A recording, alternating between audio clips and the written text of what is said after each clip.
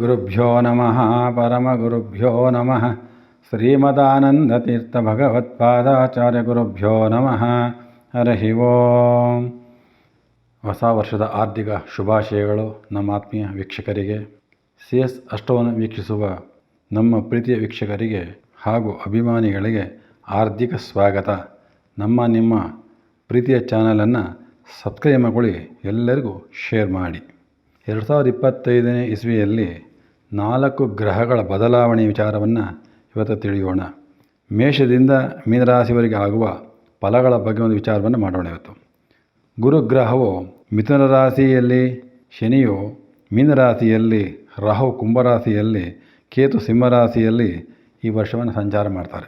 ಇದರಿಂದ ಯಾವ ರಾಶಿಗೆ ಯಾವ ಫಲಗಳು ಎಂದು ನಾವು ಸರಿಯಾಗಿ ತಿಳಿಯೋಣ. ಹಾಗೂ ಈ ವಿಸ್ತಾರವಾಗಿ ಹೇಳಿರೋದ್ರಿಂದ ಯಾವುದೇ ಕಾರಣಕ್ಕೂ ಸ್ಕಿಪ್ ಮಾಡದೆ ಪೂರ್ಣವಾಗಿ ಮಾಹಿತಿಯನ್ನು ತಿಳಿಯಿರಿ. ಇದರಿಂದ ನಿಮಗೆ ಶುಭವಾಗ್ತದೆ. ಶ್ರೀ ಗುರುಭ್ಯೋ ನಮಃ ಪರಮಗುರುಭ್ಯೋ ನಮಃ. ಹರಿ ಓಂ. ಮೀನರಾಶಿಯವರಿಗೆ 2025 ಇಸ್ವಿಯ ಹೊಸ ವರ್ಷದ ಆರ್ಥಿಕ ಶುಭಾಶಯಗಳು. ಮೀನರಾಶಿಯವರಿಗೆ ಈ ವರ್ಷದಲ್ಲಿ ಒಳ್ಳೆ ರಾಜನೀತಿಜ್ಞ, ಭಾಳ ಮಾತಲ್ಲಿ ಕರೆಕ್ಟ್ ಮಾತಾಡ್ತೀರಿ. ನಿಮ್ಮ ಮಾತಿಗೆ ಬೆಲೆ ಸಿಗುವಂತಹದ್ದು ಮತ್ತು ಧರ್ಮಾತ್ಮರಾಗುವಂಥ ಯೋಗ ಬಹಳ ಚೆನ್ನಾಗಿದೆ. ಮೀನರಾಶಿಯವರಿಗೆ ನಿಮ್ಮ ಮಾತಿಗೆ, ನಿಮ್ಮ ಗೌರವಕ್ಕೆ ಬಹಳ ಅನುಕೂಲ ಬರ್ತದೆ. ಇಷ್ಟು ದಿನ ರಾಹು ತೊಂದರೆ ಆಗಿತ್ತು, ಇನ್ನು ಮುಂದೆ ರಾಹುನು ಒಳ್ಳೆ ಫಲ ಕೊಡೋಕ್ಕೆ ಶುರು ಮಾಡ್ತಾನೆ. ಹಾಗಾಗಿ ವಿಶೇಷವಾಗಿ ಗುರುವಿನ ಅನುಗ್ರಹ ಭಾಳ ಚೆನ್ನಾಗಿರ್ತದೆ.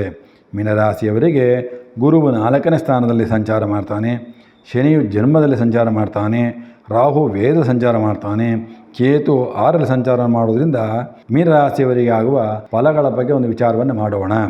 ವಿಶೇಷವಾಗಿ ಗುರುವು 4ನೇ ಸ್ಥಾನದ ಸಂಚಾರ ಮಾಡೋದರಿಂದ ನಿಮಗೆ ಗುರುಬಲ ಕಡಿಮೆ, ಆದರೆ ಅಂಥ ತೊಂದರೆಗಳು ಬರುವ ಚಾನ್ಸಸ್ ಭಾಳ ಕಡಿಮೆ ನಿಮಗೆ. ಮತ್ತು ಉದ್ಯೋಗದಲ್ಲಿ ಬದಲಾವಣೆಯನ್ನು ಮಾಡಬೇಕು ಅಂದರೆ ಅಂಥವ್ರು ಬದಲಾವಣೆ ಮಾಡ್ಕೋಬೋದು. ಗುರುವಿನ ಅನುಗ್ರಹ ಚೆನ್ನಾಗಿರ್ತದೆ. ಪರಸ್ಥಳ ವಾಸವನ್ನು ಮಾಡಬೇಕಾಗ್ತದೆ ಮತ್ತು ಹೊರಗಡೆ ಹೋಗಿ ದುಡಿಬೇಕಾಗ್ತದೆ. ಕೆಲವು ವಿಚಾರಗಳಲ್ಲಿ ಕೆಲವು ದೇಶ ಬಿಟ್ಟು ಹೋಗಬೇಕಾಗ್ತದೆ. ಸೊ ಅಲ್ಲೆಲ್ಲಿ ದುಡಿದು ವ್ಯವಹಾರ ಮಾಡೋಕ್ಕೆ ಅಂದರೆ ಕಷ್ಟ ಬೆಳಿಬೇಕಾಗ್ತದೆ. ವ್ಯವಹಾರಗಳಲ್ಲಿ ಇಂಪ್ರೂವ್ಮೆಂಟ್ ಇದೆ. ಮತ್ತು ವಿದ್ಯಾಭ್ಯಾಸದಲ್ಲಿ ಏನೋ ಒಂಥರ ಅಡ್ಡಿಗಳಾಗ್ಬರ್ತದೆ, ಸಣ್ಣ ಪುಟ್ಟ ಏನೋ ಒಂದು ಅಡ್ಡಿಗಳಾಗೋ ಚಾನ್ಸ್ ಜಾಸ್ತಿ ಇರ್ತದೆ. ಮತ್ತು ಗುರುವಿನ ದೃಷ್ಟಿ ಚೆನ್ನಾಗಿದೆ ನಿಮ್ಮ ಜಾತಕಕ್ಕೆ. ಯಾಕೆ ರಾಶಿಯಾಧಿಪತಿ ಗುರುವಿನೇ ಆಗಿರೋದ್ರಿಂದ ಆ ಗುರುವಿನ ದೃಷ್ಟಿಯಿಂದ ಏನಾಗ್ತದೆ ನಿಮಗೆ ಅಂದರೆ ಸ್ವಲ್ಪ ಅಲ್ಪ ಪ್ರಮಾಣದಲ್ಲಿ ಭೂಮಿ ಮನೆ ಆಸ್ತಿಯನ್ನು ಮಾಡುವಂಥ ಯೋಗವೂ ಇದೆ. ಸ್ವಲ್ಪ ಇಂಪ್ರೂವ್ಮೆಂಟು ಕಾಣ್ತದೆ. ಮತ್ತು ಉದ್ಯೋಗದಲ್ಲಿ ಪ್ರಗತಿ ಏನಾಗ್ತದೆ, ನೀವೇನು ಉದ್ಯೋಗ ಮಾಡ್ತಿರೋ ಡೆವಲಪ್ಮೆಂಟ್ ಆಗ್ತಾ ಹೋಗ್ತದೆ. ಸತ್ಕಾರ್ಯವಂತರು, ವಿಶಾಲ ಹೃದಯವಂತರು ಆಗ್ತೀರಿ. ಈ ವಿಚಾರದಲ್ಲಿ ನಿಮಗೆ ಒಳ್ಳೊಳ್ಳೆ ಕಾರ್ಯ ಮಾಡ್ತೀರಿ ಮತ್ತು ಹಾರ್ಟ್ ಭಾಳ ಇಂಪ್ರೂವ್ಮೆಂಟ್ ಚೆನ್ನಾಗಿರ್ತದೆ. ಒಳ್ಳೆ ಮಾತಿನಲ್ಲಿ ಬೆಳಿತೀರಿ. ಮತ್ತು ತಾಯಿಯ ಆರೋಗ್ಯ ಬಗ್ಗೆ ಸ್ವಲ್ಪ ಗಮನವನ್ನು ಕೊಟ್ಟರೆ ಭಾಳ ಒಳ್ಳೆಯದು.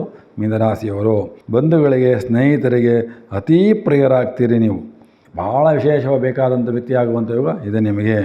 ನಿಮ್ಮ ಮನೆಯಲ್ಲಿ ಧನಧಾನ್ಯಾದಿಗಳು ಸಮೃದ್ಧಿಯಾಗಿರ್ತದೆ. ನೋಡಿ, ಗುರುವು 4ನೇ ಮನೆ ಇದ್ದರೆ ಇವೆಲ್ಲ ಫಲ ಬೇಕಾದ ಸಂಪಾದನೆ, ಧನಧಾನ್ಯಾದಿಗಳಾಗ್ತದೆ, ಸಂಪಾದನೆಗಳಿಗೆ ಅನುಕೂಲವಾಗ್ತದೆ.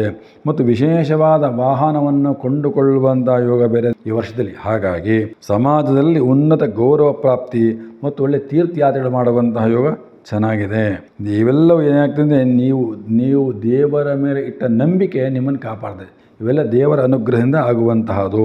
ಅಧಿಕಾರಿಗಳಲ್ಲಿ ಸ್ವಲ್ಪ ಎಚ್ಚರ ನಡ್ಕೊಂಡು, ನಿಮ್ಮ ಹಿರಿಯ ಅಧಿಕಾರಿಗಳ ಹತ್ರ ಸ್ವಲ್ಪ ಮಾತಾಡಬೇಕಾದ್ರೆ ಸ್ವಲ್ಪ ನೋಡಿ ಮಾತಾಡಬೇಕಾಗ್ತದೆ. ಮತ್ತು ಸಣ್ಣ ಪುಟ್ಟ ಕಿರುಗುಳಾಗ್ತದೆ, ಅಲ್ಲಿಗಲ್ಲೇ ಅವಾಯ್ಡ್ ಮಾಡ್ಕೋಬೇಕು. ಕೆಲಸದಲ್ಲಿ ಸುಮ್ಮನೆ ಅದನ್ನೇ ಬೆಳೆಸ್ಕೊಂಡು ಹೋಗಬಾರ್ದು. ಪರೋಪಕಾರಿ ಬುದ್ಧಿ ಚೆನ್ನಾಗಿ ನಿಮಗೆ, ಭಾಳ ಜನಕ್ಕೆ ಸಹಾಯ ಮಾಡ್ತೀರಿ. ಧರ್ಮ ಕಾರ್ಯ ಮಾಡುವಂಥ ಯೋಗ ಭಾಳ ಚೆನ್ನಾಗಿದೆ. ಮತ್ತು ಸ್ವಲ್ಪ ಸ್ವಯಂಕೃತ ಅಪರಾಧವನ್ನು ಮಾಡ್ಕೊಂಡ್ಬಿಡ್ತೀರಿ, ಹುಷಾರಾಗಿರ್ರಿ. ಆದಷ್ಟು ಸ್ವಯಂಕೃತ ಅಪರಾಧ ಮಾಡ್ಕೊಳ್ಳೋಕೆ ಹೋಗಬಾರ್ದು. ಕೋರ್ಟು ತಕರಾರುಗಳಲ್ಲಿ ಬೇರೆಯವ್ರಿಗೆ ಹೋಗಬಾರ್ದು, ಶ್ಯೂರಿಟಿ ಕೊಡೋಕ್ಕೆ ಹೋಗಬಾರ್ದು. ಜಾಮೀನು ಕೊಟ್ಟರೆ ಭಾಳ ಕಟ್ಟ ಹಾಕೊಂತಾರೆ. ಆ ವಿಚಾರದಲ್ಲಿ ಹೋಗಬಾರ್ದು. ನಿಮ್ಮ ಕೆಲಸ ಎಷ್ಟೋ ನೀವು ಎಷ್ಟೋ ಅಷ್ಟೇ ಇರಬೇಕು ವಿನಃ ಬೇರೆ ವ್ಯವಹಾರದಲ್ಲಿ ಜಾಮೀನು ಕೊಟ್ಟು ಹೋಗ್ತೀನಿ ಅಂದರೆ ಭಾಳ ತೊಂದರೆಗಳನ್ನು ಅನುಭವಿಸ್ಬೇಕಾಗ್ತದೆ. ಮತ್ತು ಆರೋಗ್ಯ ವಿಚಾರ ಸಂಬಂಧಪಟ್ಟಾಗ ಹೊಟ್ಟೆಗೆ ಸಂಬಂಧಪಟ್ಟಿದ್ದು ಸ್ವಲ್ಪ ಗ್ಯಾಸ್ಟ್ರಿಕ್ಗಳಾಗುವಂತಹದ್ದು ಸ್ವಲ್ಪ ಹುಷಾರಾಗಿ ಬರ್ತದೆ. ಮತ್ತು ಸ್ಟೋನ್ಗಳಾಗೋತಕ್ಕಂಥದ್ದು ಜಾಸ್ತಿ ಇರ್ತದೆ. ಆದಷ್ಟು ಹೊಟ್ಟೆಗೆ ಸಂಬಂಧಪಟ್ಟಾದ ಏನಾರು ರೋಗ ಬಂದಾಗ ಬೇಗ ತೋರಿಸ್ಕೊಂಡ್ರೆ ಭಾಳ ವಾಸಿ ಆಗ್ತದೆ. ಮತ್ತು ಶಯನ ಸುಖ ಭಾಳ ಚೆನ್ನಾಗಿದೆ. ಸ್ತ್ರೀ ಸುಖ ಭಾಳ ಚೆನ್ನಾಗಿದೆ. ಸ್ತ್ರೀ ಭೋಗ ಸುಖ ಭಾಳ ಚೆನ್ನಾಗಿದೆ. ಧನಲಾಭ, ಒಳ್ಳೆ ಭೋಜನ ಸಿಗುವಂಥ ಸುಖ ಭಾಳ ಚೆನ್ನಾಗಿದೆ. ಮತ್ತು ಸಭಾ ಸನ್ಮಾನಗಳಾಗುವಂಥ ಹಾರ ತುರಾಯಿಗಳಿಂದ ನಿಮಗೆ ಭಾಳ ಗೌರವ ಕೊಡ್ತಾರೆ. ಈ ವರ್ಷದಲ್ಲಿ ವಿಶೇಷ ಮಾತಿನಲ್ಲಿ ತಮಾಷೆ ಮಾಡ್ಕೊಂಡಿರ್ತೀರಿ, ಆ ತಮಾಷೆ ಒಳ್ಳೆಯದಾಗ್ತದೆ. ಮತ್ತು ಸಮಾಜದಲ್ಲಿ ಉತ್ತಮ ಬುದ್ಧಿಶಾಲಿ ಆಗ್ತೀರಿ. ನೀವೆಲ್ಲ ಬಹಳ ಬುದ್ಧಿ ಬರ್ತದೆ ಈಗ ನಿಮಗೆಲ್ಲ. ಹಿಂದೆ ನಾನು ಹೇಗಿದ್ದೆ, ಮುಂದೆ ಹೇಗಿರಬೇಕು ಅಂತ ಯಾಕೆಂದ್ರೆ ರಾಹು ಮುಂದಕ್ಕೆ ಹೋಗ್ತಾನೆ ಈಗ. ಹಾಗಾಗಿ ಸ್ವಲ್ಪ ಯೋಚನೆ ಮಾಡಿ ಕೆಲಸ ಮಾಡ್ತೀರಿ, ಅವೆಲ್ಲ ಮಾಡಬೇಕಾಗ್ತದೆ. ಮತ್ತು ಒಳ್ಳೆ ಭಾಗ್ಯಗಳು ಪ್ರಾರಂಭವಾಗುವಂಥ ಚಾನ್ಸಸ್ ಚೆನ್ನಾಗಿದೆ. ಮತ್ತು ಈ ಮೀನರಾಶಿಯವರಿಗೆ ಇವೆಲ್ಲ ಗುರು ಕೊಡುವಂಥ ಫಲ. ನಂತರ ಶನಿ ರಾಹು ಕೇತುಗಳಿಂದ ಆಗುವ ಫಲವನ್ನ ಬಗ್ಗೆ ಸ್ವಲ್ಪ ವಿಚಾರವನ್ನು ಮಾಡೋಣ. ಶನಿ ಜನ್ಮದಲ್ಲಿ ಸಂಚಾರ ಮಾಡೋದ್ರಿಂದ ಗುಪ್ತ ಹಣಗಳು ಬಂದು ಸೇರ್ತದೆ ನೋಡಿ. ಶನಿ ಒಳ್ಳೆಯವನೇ ಒಂದು ಕಡೆ ನಿಮಗೆ. ಸೊ ನೀವು ಅಂದ್ಕೊಂಡೆಲ್ಲ ದುಡ್ಡುಗಳೆಲ್ಲ ಬಂದು ಸೇರ್ತವೆ. ಅದನ್ನು ಉಳಿಸ್ಕೋಬೇಕಾಗ್ತದೆ. ನೀವು ಕೆಲಸ ಕಾರ್ಯಗಳಲ್ಲಿ ಶ್ರಮ ಹಾಕಬೇಕಾಗ್ತದೆ. ಸ್ವಲ್ಪ ಶ್ರಮ ಹಾಕಿ ದುಡಿಬೇಕಾಗ್ತದೆ. ದುಡಿಮೆ ಅಂತ ಇರ್ತದೆ, ಶ್ರಮ ಹಾಕಬೇಕು, ಆಲಸ್ಯ ಮಾಡೋಕ್ಕೆ ಹೋಗಬಾರ್ದು. ನಾನಾ ರೀತಿಯ ಹಣದ ಸಂಪಾದನೆ ಹರಿದು ಬರುವಂಥ ಚೆನ್ನಾಗಿದೆ. ಸ್ವಲ್ಪ ಸಣ್ಣ ಪುಟ್ಟ ದುಡ್ಡುಗಳೆಲ್ಲ ಆಟೋಮೆಟಿಕ್ಲಿ ಬರ್ತಾ ಇರ್ತದೆ. ವ್ಯವಹಾರಗಳಲ್ಲಿ ಹಾಕಿ ದುಡ್ಡುಗಳು ಸ್ವಲ್ಪ ಬರ್ತಾ ಇರ್ತದೆ, ತೊಂದರೆ ಇರೋದಿಲ್ಲ, ನಿಲ್ಲೋದಿಲ್ಲ. ಮತ್ತು ಪ್ರತಿ ಕಾಸಿಗೂ ಲೆಕ್ಕಾಚಾರ ಮಾಡುವಿರಿ, ಮಾಡಲೇಬೇಕು ನೀವೆಲ್ಲ ಈ ಸರಿ. ಯಾಕಂದರೆ ಅಷ್ಟು ತೊಂದರೆ ಆಗಿದೆ. 2024ರಲ್ಲಿ ಭಾಳ ತೊಂದರೆಗಳು ಅನುಭವಿಸ್ಬಿಟ್ಟಿದ್ದೀರಿ ನೀವೆಲ್ಲ. 24, 23 25 ಸ್ವಲ್ಪ ಸಾಮಾನ್ಯವಾಗಿ ನಡ್ಕೊಂಡು ಹೋಗ್ತದೆ. ಪ್ರತಿ ಕಾಸಿಗೂ ಲೆಕ್ಕ ಹಾಕಿ ಎತ್ತಿಟ್ಟರೆ ನಿಮಗೆ ಜೀವನ ಮುಂದೆ ಬಹಳ ಅನುಕೂಲವಾಗ್ತದೆ. ಆದರೆ ಏನು ಮಾಡ್ತೀರಂದರೆ ದೇವರಲ್ಲಿ ಭಕ್ತಿ ಮಾಡಿರಿ ಮತ್ತು ಹಿರಿಯರಲ್ಲಿ ಸ್ವಲ್ಪ ಗೌರವವನ್ನು ಮಾಡಿ ಅವರ ಆಶೀರ್ವಾದವನ್ನು ಪಡೆದ್ರೆ ಭಾಳ ಅನುಕೂಲವಾಗ್ತದೆ. ಧರ್ಮ ಮಾರ್ಗ ಬಿಟ್ಟು ನಡೀತೀರಿ ಕೆಲವು ವಿಚಾರದಲ್ಲಿ, ಆದಷ್ಟು ನಡೆಯೋಕ್ಕೆ ಹೋಗಬೇಡ್ರಿ. ನಿಮ್ಮ ಕುಲಧರ್ಮಗಳು ಏನಿರ್ತದೋ ಅದನ್ನು ಯಾವುದೇ ಕಾರಣಕ್ಕೂ ಬಿಡಬಾರದು ನೀವು.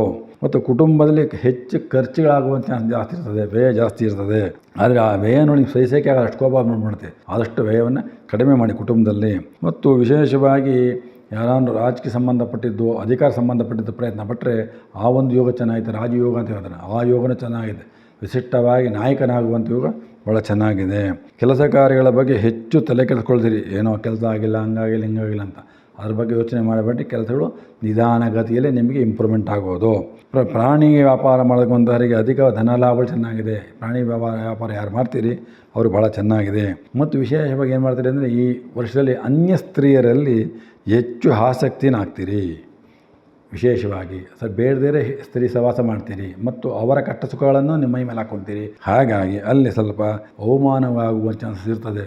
ಹಾಗಾಗಿ ಯಾರಿಗೆ ಎಷ್ಟು ಮಾಡಬೇಕು ಅಷ್ಟೇ ಮಾಡಬೇಕು. ಅತಿಯಾಗಿ ಅವ್ರನ್ನ ನಿಮ್ಮ ಜೀವನಕ್ಕೆ ಹಾಕೋಬಾರ್ದು, ಅವರ ಭಾರವನ್ನು ನೀವು ಹೊರಬಾರದು. ತಂದೆಯ ಆರೋಗ್ಯದಲ್ಲಿ ಸ್ವಲ್ಪ ಏರುಪೇರುಗಳಾಗುವಂಥ ಚಾನ್ಸಸ್ ಇರ್ತದೆ. ಮತ್ತು ಕೆಟ್ಟ ಅಭ್ಯಾಸಗಳನ್ನು ಸ್ವಲ್ಪ ಆದಷ್ಟು ದೂರವಿರಿ. ಆದಷ್ಟು ದುಷ್ಟ ಅಭ್ಯಾಸಗಳನ್ನು ಬಿಡಬೇಕಾಗ್ತದೆ.